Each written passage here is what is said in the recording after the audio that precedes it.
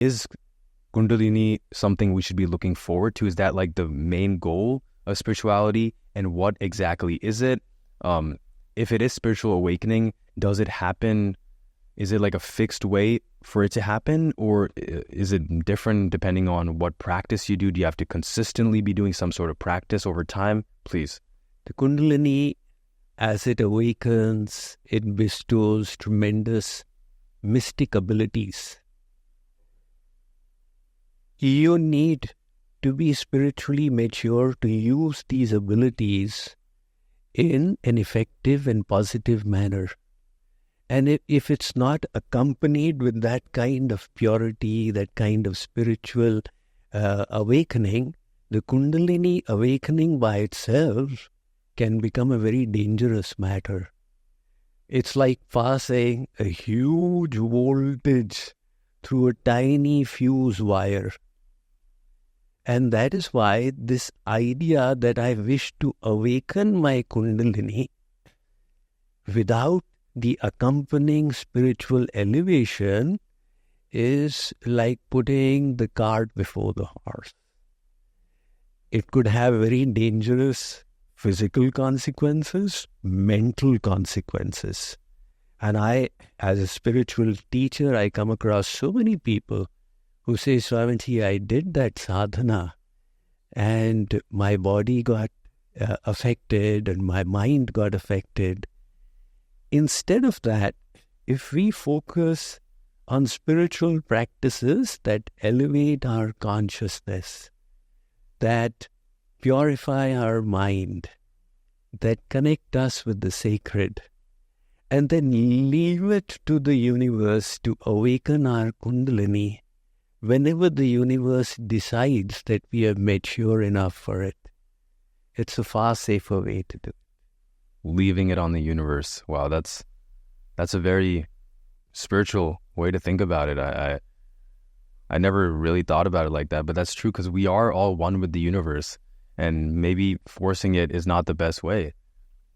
I don't know, have you heard of transcendental meditation before? Yes. So I did TM, and we went to actually Hyderabad only at the Kana Shanti Vanam.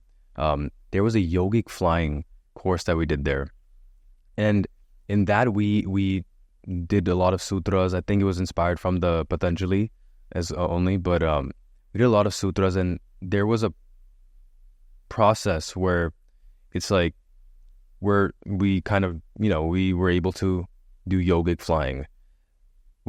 Is that considered in a way some sort of spiritual awakening or Kundalini, or would you say that's something different? The idea of transcendental meditation was that in the Western world you have so many schools of meditation who have made matter, the world, as the object of their meditation. Right, so when this concept was introduced by the spiritual teacher in the West, the idea was that the object of your meditation should be transcendental to the world. Okay? So that is the divine. Now people identify with the divine in different ways, as the formless, as the personal form, etc., etc.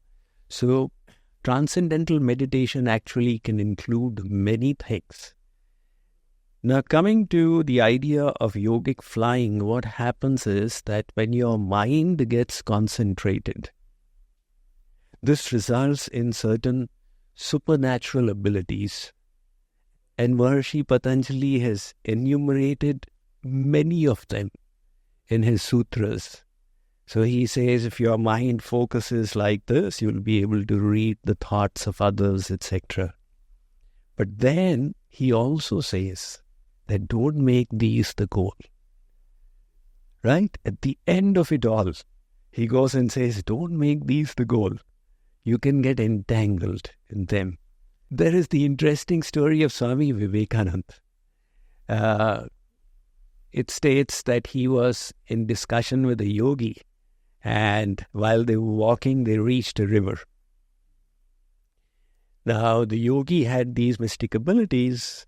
He just walked along on the water, and he turned midstream towards Swamiji and said, come, why don't you also walk? So Swamiji said, no, I won't do that. He went a little downstream. There was a boat. He paid 2 paise to the boatman, and the boatman took him across. Now, when they reached the other side, the yogi said that you have not learned this ability for walking on water. So Swamiji said, no, I have not. But what you learned, I was able to achieve the same by paying 2 paise. And the problem with these is that when you use these kinds of abilities, they keep on reducing. You get it as a consequence of your austerities, and it's like a limited thing. You use it, and then it reduces. And it's accompanied with a huge danger. That is the danger of pride. Now, already without having any abilities, we are unable to get rid of the pride.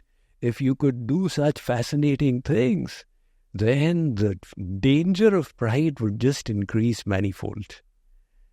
Okay, so in spirituality, the goal should be very clear, like in the material realm. So the goal should not be supernatural powers. If the Supreme decides that I wish to give it to you, okay, well and good, I'll take it as His grace and be careful to use it well.